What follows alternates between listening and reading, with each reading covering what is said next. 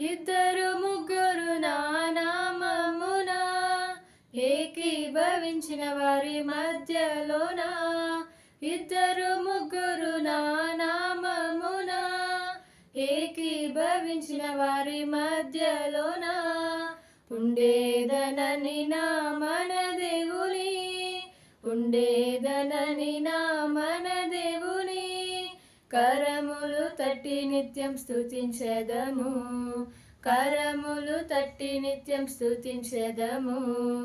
ఆయనే నా సంగీతము, బలమైన కోటయును, జీవాధిపతియు ఆయనే, జీవిత కాలమెల్లా స్తుతించెదను, జీవాధిపతియు ఆయనే, జీవిత కాలమెల్లా స్తుతించెదను.